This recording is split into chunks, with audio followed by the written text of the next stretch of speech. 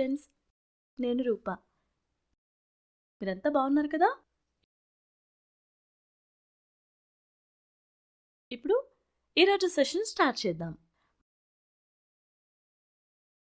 మన మునుపటి సెషన్లో మీరు ఆంధ్రప్రదేశ్ రాష్ట్ర ఏర్పాటు గురించి, కోస్తా ఆంధ్ర మరియు తెలంగాణ ప్రాంతంలో అసమానతలు మరియు తెలంగాణ ప్రజల్లో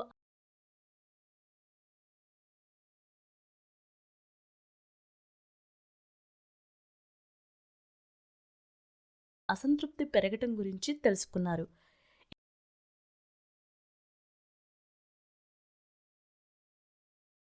ఈరోజు మనం తెలంగాణ రాష్ట్ర ఏర్పాటు కోసం జరిగిన వివిధ నిరసనలు మరియు ఉద్యమాలను పరిశీలిస్తాం.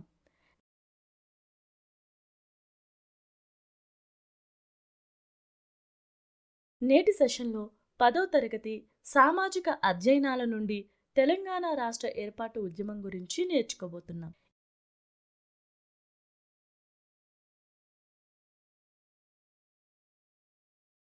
ఈ సెషన్ ముగిసే సమయానికి మీరు దీని గురించి అర్థం చేసుకుంటారు. ఏంటంటే 1990లలో ఉద్యమాలు, తెలంగాణ రాష్ట్ర సమితి,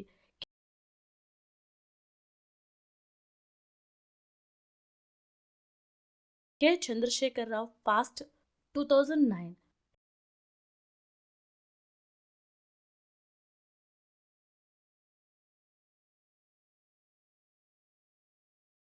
తెలంగాణ ఉద్యమంలో నిరసన రూపాలు.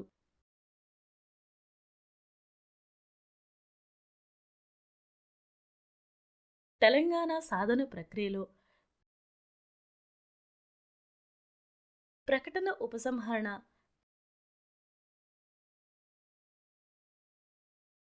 తెలంగాణ సాధించబడింది.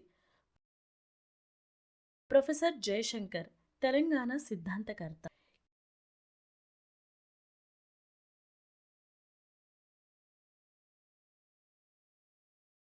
కీలక పదాలు: ఆర్థిక సరళీకరణ, ప్రైవేటు సంస్థ అధిక ప్రమేయానికి బదులుగా ఆర్థిక వ్యవస్థలో ప్రభుత్వ పరిమితులు మరియు నిబంధనలను తగ్గించటం.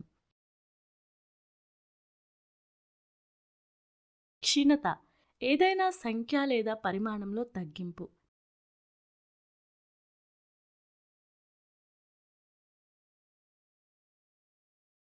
మేధావి వర్గం, మేధావులు లేదా ఉన్నత విద్యావంతులు, ప్రత్యేకించి సంస్కృతి మరియు రాజకీయ ప్రభావాన్ని కలిగి ఉన్నట్లు పరిగణించటం.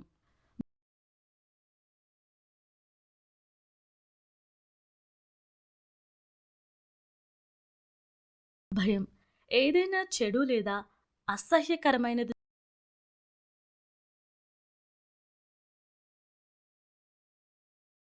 జరుగుతుందనే ఆతృత లేదా భయం. డిమోజ్, వేరొక దాని నుండి వేరు చేయండి.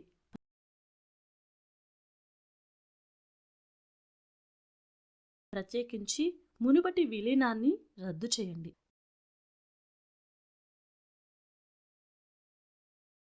విభజన, దేన్నైనా 2 శాఖలుగా లేదా భాగాలుగా విభజించటం.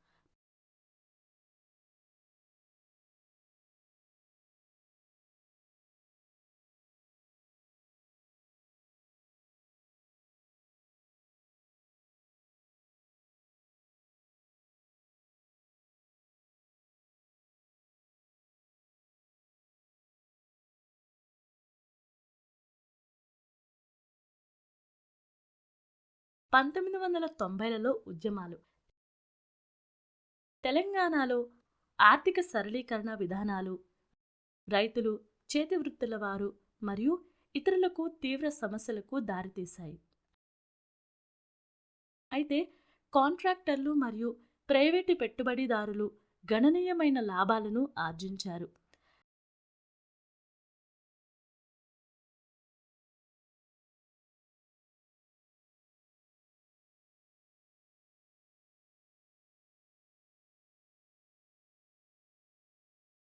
రైతులు పెరిగిన ఇన్పుట్ ధరలు, చౌకగా దిగుమతి చేసుకున్న ఉత్పత్తుల నుండి పోటీ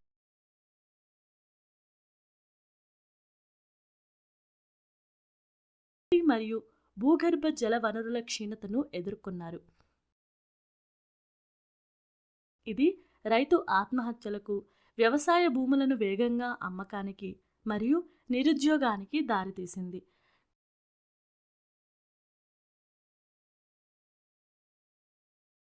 ప్రైవేట్ రంగం విస్తరణ ఉన్నప్పటికీ అసురక్షిత ఉపాధి మరియు ముఖ్యమైన సమస్యగా మిగిలిపోయింది. తుడుందెబ్బ, లంబాడి నంగారాబేరి మరియు యూరుకుల కుర్రు వంటి గిరిజన సంస్థలు కుల వృత్తులను మార్చే ముప్పు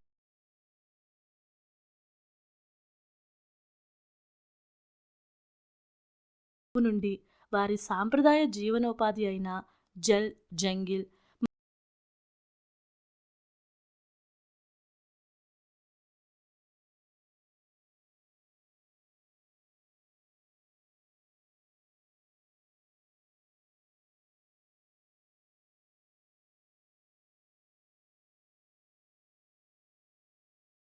మరియు జమీన్ వంటి వాటిని రక్షించటానికి ప్రయత్నించాయి.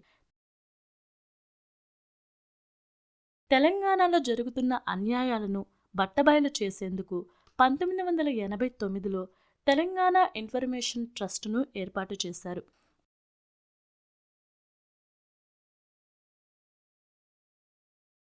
1996లో తెలంగాణ విద్రోహ దినం తెలంగాణ రాష్ట్ర సంస్థల ఏర్పాటుకు దారితీసింది.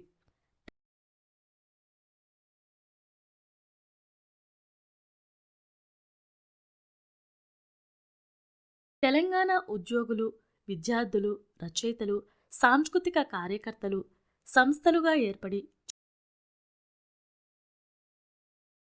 చైతన్యం ఊపందుకుంది.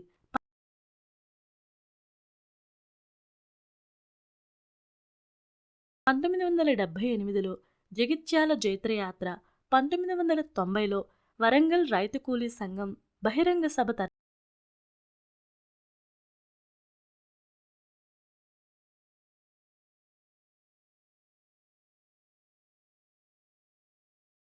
తర్వాత తరం కార్యకర్తలను సిద్ధం చేసి కొత్త సంస్థల ఏర్పాటుకు దారితీసింది.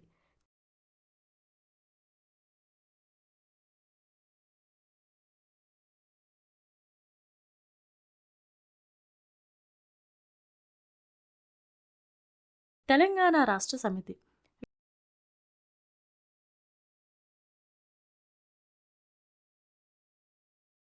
వివిధ సంస్థాగత ప్రయోగాలు రాజకీయ పార్టీని ఏర్పాటు చేయటంలో విఫలం కావడంతో 2001లో తెలంగాణ రాష్ట్ర సమితి ఏర్పడింది.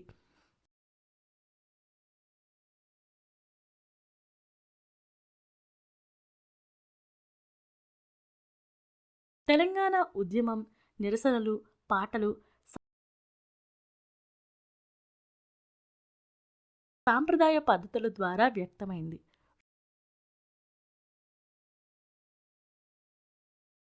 2009 మరియు 2010 మధ్య జాయింట్ యాక్షన్ కమిటీ ఏర్పాటు చేసిన విద్యార్థుల నేతృత్వంలో గ్రామాల్లో భారీ ఆకస్మిక ప్రజా ఉద్యమం ప్రారంభమైంది.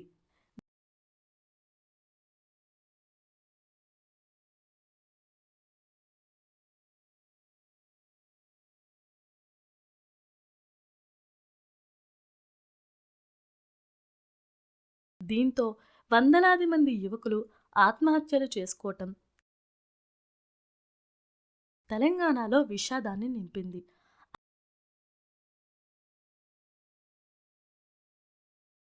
అన్ని కులాలతో సహా సబ్బండ వర్ణాలు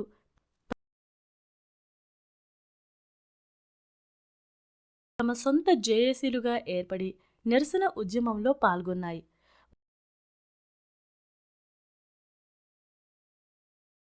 వారు రిలే నిరాహార దీక్షలు నిర్వహించారు, బహిరంగ ప్రదేశాల్లో సాంప్రదాయ కళలను అభ్యసించారు మరియు ఉపాధ్యాయులు, పారిశ్రామిక కార్మికులు, మైనింగ్ కార్మికులు, కార్మిక సంఘాలు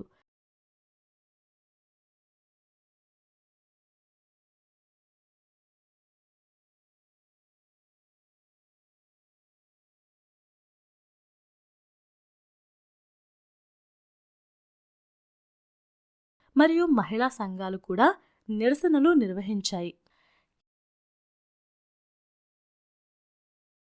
కె. చంద్రశేఖరరావు పాస్ట్ 2009.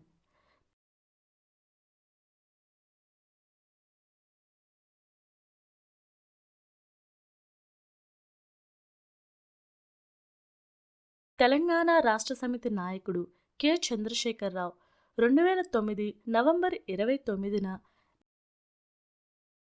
నిరవధిక నిరాహార దీక్షను ప్రకటించారు.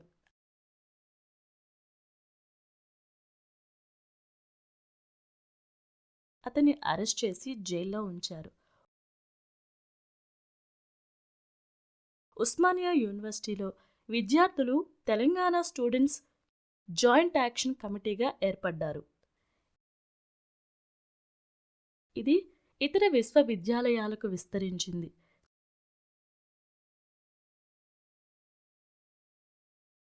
చివరికి ఒక పెద్ద ప్రజా ఉద్యమంగా మారింది.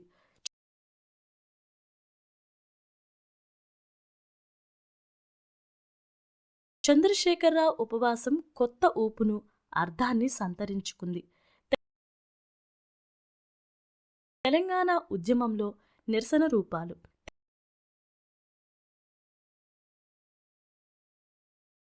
తెలంగాణ ఉద్యమం ధూమ్ధామ్లు, గర్జనలు, సడక్ బంద్, అసెంబ్లీ ముట్టడి, పాదయాత్రలు.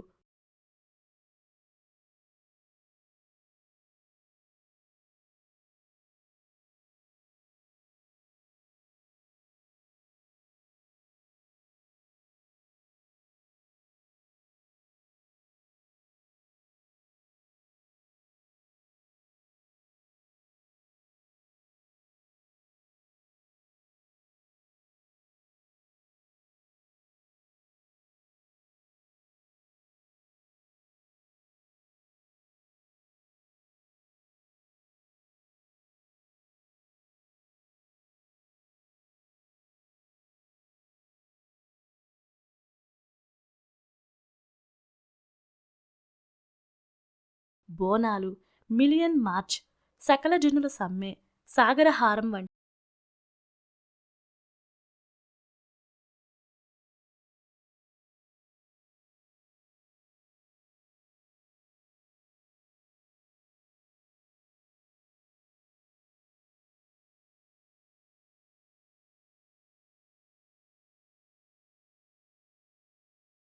అనేక నిరసన పద్ధతులు మరియు చైతన్య రూపాలను అభివృద్ధి చేసింది. ధూమ్ధామ్లలో కళాకారులు, గాయకులు మరియు నృత్యకారులు స్థానిక పాటలు మరియు నృత్యాలను ప్రదర్శిస్తారు.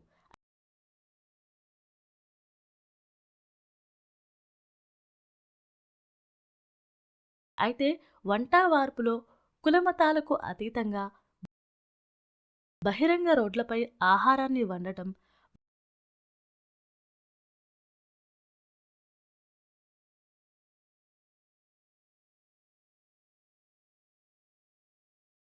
వాహనాలను ఆపటం వంటివి ఉంటాయి.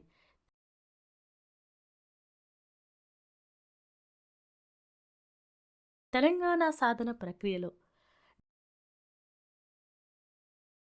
డిసెంబర్ 10, 2009న విద్యార్థి జేఏసీ అసెంబ్లీ ముట్టడిని ప్రకటించింది.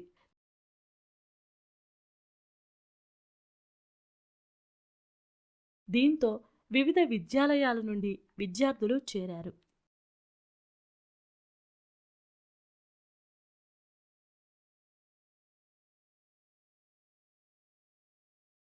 ఈ ఉద్యమం కె. చంద్రశేఖరరావు చేపట్టిన నిరాహార దీక్షతో పాటు ఎమ్మెల్యేలు, ఎంపీల నుంచి వ్యతిరేకత ఉన్నప్పటికీ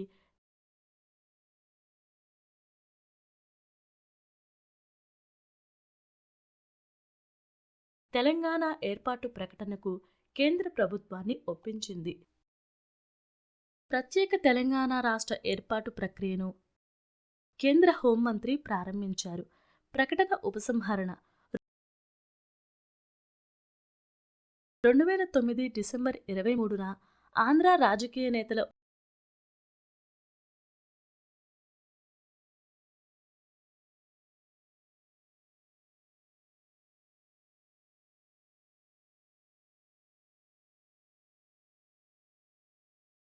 ఒత్తిడి కారణంగా తెలంగాణ కొత్త రాష్ట్ర ప్రకటన వెనక్కి తీసుకోబడింది.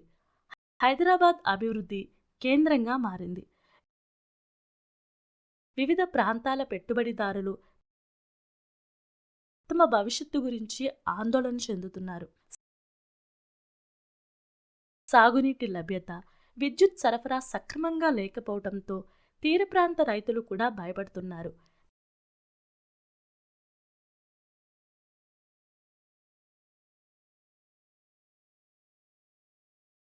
తెలంగాణ కొత్త రాష్ట్ర ప్రకటనపై పునరాలోచన చేయాలని కేంద్ర ప్రభుత్వంపై ఒత్తిడి తేవటమే లక్ష్యంగా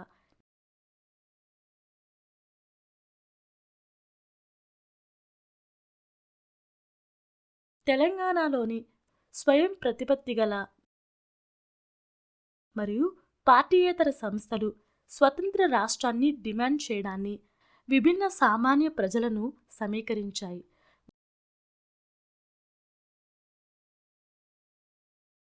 వారు రాజకీయ ఉద్యమం మరియు సామూహిక ఉద్యమాన్ని బలపరిచారు. పూర్తి సమయం కార్యకర్తలకు శిక్షణ ఇచ్చారు మరియు వివిధ స్థాయిలలో సమన్వయం చేశారు. ప్రజలను ఏకం చేయటానికి తెలంగాణ జాయింట్ యాక్షన్ కమిటీని ఏర్పాటు చేశారు. ఇది 6 ప్రధాన ఆందోళనలకు దారితీసింది. సహాయ నిరాకరణ ఉద్యమం, మిలియన్ మార్చ్,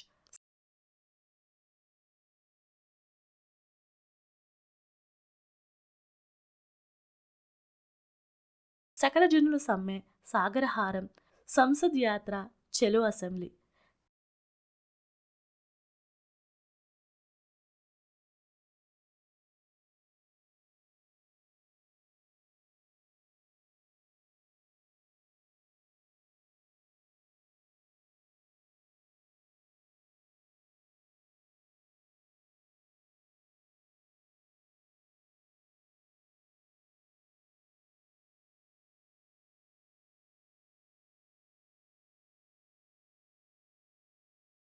తెలంగాణ సాధించబడింది. కేంద్ర ప్రభుత్వం కాంగ్రెస్ నేతలతో సంప్రదింపులు జరిపి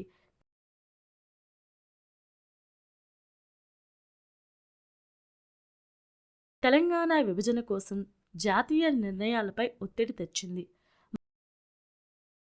మార్చి 1, 2014న రాష్ట్రపతి సంతకం చేసిన బిల్లును కాంగ్రెస్ కోర్ కమిటీ ఆమోదించింది.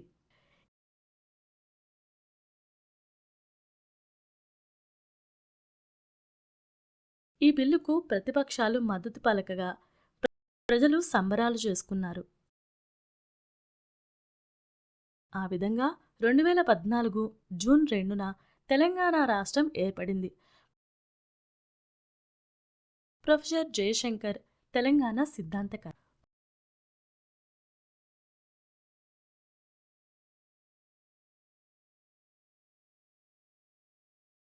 1934లో జన్మించిన కొత్తపల్లి జయశంకర్ విద్యార్థి జీవితం నుంచే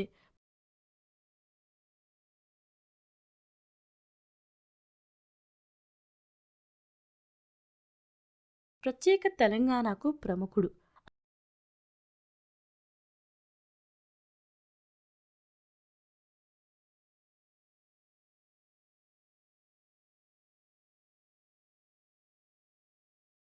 అతను ప్రభుత్వ పాఠశాలకు హాజరయ్యారు. మార్కాజీ ఉన్నత పాఠశాల,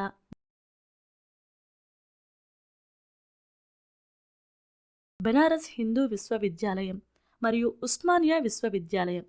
జయశంకర్ కాకతీయ యూనివర్సిటీలో ఉపాధ్యాయుడిగా, ప్రిన్సిపల్గా, రిజిస్ట్రార్గా పనిచేశారు.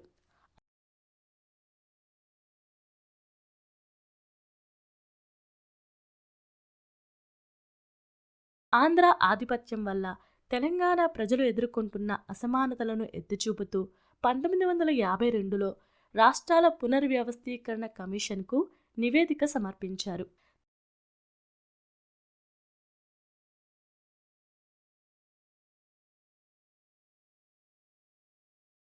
మూడు దశల తెలంగాణ ఆందోళనకు ఆయన వాదించారు. తెలంగాణ సిద్ధాంతాన్ని వ్యాప్తి చేయటం, ఉద్యమాలు మరియు ఆందోళనను ప్రోత్సహించటం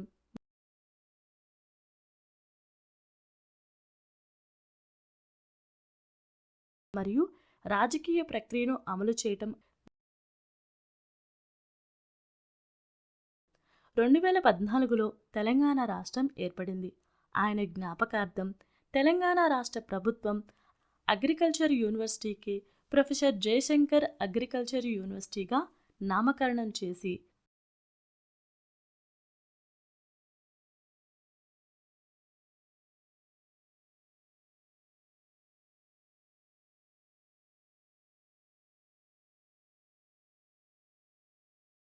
కొత్తగా ఏర్పడిన జిల్లాకు జయశంకర్ జిల్లాగా నామకరణం చేసింది.